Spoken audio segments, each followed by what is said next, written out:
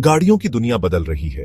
हर दिन हम नई तकनीकों और आविष्कारों के बारे में सुनते हैं। इलेक्ट्रिक गाड़ियां या ईवीज अब कोई सपना नहीं है, ये हमारी सड़कों पर दौड़ रही है। वो आ गई है और अब यहीं रहेंगी। ये गाड़ियां न केवल पर्यावरण के लिए बेहतर हैं, बल्कि हमारे भविष्य के लिए भी। लेकिन क्या ये वाकई में बेहतर है? क्या ये हमारे पारंपरिक पेट्रोल और डीजल गाड़ियों से बेहतर विकल्प है? सबके मन में एक सवाल है, कीमत का। क्या ये गाड़ियां वाकई में किफायती हैं?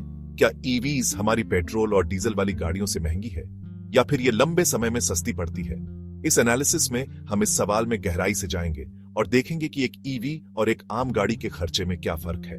हम देखेंगे कि क्या ये वाकई में एक समझदारी भरा निवेश है। ईवीज के एक्साइटमेंट में बह जाना आसान है। ये गाड़ियां न केवल तकनीकी रूप से उन्नत हैं, बल्कि चलाने में भी मजेदार हैं। ये एक साफ सुथरा फ्यूचर का वादा करती है, बिना धुएं और कम आवाज के साथ। ये हमारे शहरों को और भी स्वच्छ और शांत बना सकती है। लेकिन स्विच करने से पहले पैसों का हिसाब समझना जरूरी है। हमें यह जानना होगा कि क्या हम इसे वहन कर सकते हैं। शुरुआती कीमत से लेकर चार्जिंग, मेंटेनेंस और इंश्योरेंस तक बहुत कुछ सोचना है। ये सभी खर्चे मिलकर ही हमें सही तस्वीर दिखा सकते हैं। इन सब बातों को देखकर ही हम समझ सकते हैं कि ईवीज में इन्वेस्ट करना सही है या नहीं। हमें यह देखना होगा कि क्या ये गाड़ियां हमारे बजट में फिट बैठती हैं। तो तैयार हो जाइए इस सफर पर, जहां हम इलेक्ट्रिक व्हीकल्स की कीमत का भेद खोलेंगे। हम जानेंगे कि क्या ये गाड़ियां वाकई में हमारे लिए सही हैं। सबसे बड़ा सवाल, गाड़ी की कीमत। ये कोई राज्य नहीं है कि ईवीज की शुरुआती कीमत पेट्रोल और डीजल गाड़ियों से ज्यादा होती है। ये फर्क बहुत से लोगों के लिए, खासकर कम बजट वालों के लिए, एक बड़ी रुकावट हो सकता है। इस प्राइस गैप के कई कारण हैं। सबसे पहला, ईवीज की टेक्नोलॉजी अभी नई है और बनाने में महंगी है। बैटरीज की कीमत खास तौर पर ईवीज की कीमत बढ़ाती है। दूसरा, अभी ईवीज का प्रोडक्शन उतना ज्यादा नहीं है। जैसे जैसे प्रोडक्शन बढ़ेगा और टेक्नोलॉजी बेहतर होगी, ईवीज की कीमत कम होगी। लेकिन अभी के लिए शुरुआती कीमत एक बड़ी हर्डल है। ईवीज का एक बड़ा फायदा है फ्यूल कॉस्ट में बचत। ईवीज में पेट्रोल या डीजल की तुलना में बिजली का खर्चा काफी कम होता है। बिजली, खासकर घर वाली, पेट्रोल या डीजल से सस्ती होती है। घर पर ईवी को चार्ज करने से मंथली फ्यूल कॉस्ट में काफी कमी आ सकती है। इसका मतलब है कि ईवी में हर किलोमीटर का खर्चा आम गाड़ी से कम होगा। ईवीज के साथ आप हर यात्रा पर पैसे बचा सकते हैं, लेकिन सिर्फ एनर्जी की प्राइस कंपेयर करना काफी नहीं है। ईवीज को चार्ज करने में समय भी लगता है, जो एक महत्वपूर्ण फैक्टर है। ईवीज को चार्ज होने में पेट्रोल डीजल गाड़ियों से ज्यादा समय लगता है।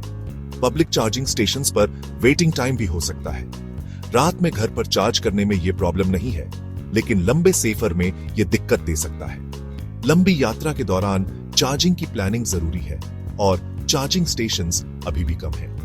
कई जगहों पर चार्जिंग स्टेशंस की कमी से परेशानी हो सकती है। हालांकि चार्जिंग स्टेशंस बढ़ रहे हैं, लेकिन अभी भी आपको चार्जिंग स्टॉप्स प्लान करने पड़ सकते हैं, खासकर जहां चार्जिंग स्टेशंस कम है। ईवीज के साथ यात्रा करते समय हमेशा बैकअप प्लान रखना चाहिए। शुरुआती कीमत और फ्यूल कॉस्ट इंपॉर्टेंट है, लेकिन पूरी कहानी नहीं बताते।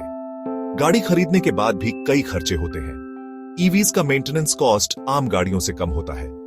इसमें ऑयल चेंज, स्पार्क प्लग्स और टाइमिंग बेल्ट्स जैसी चीजें नहीं होती।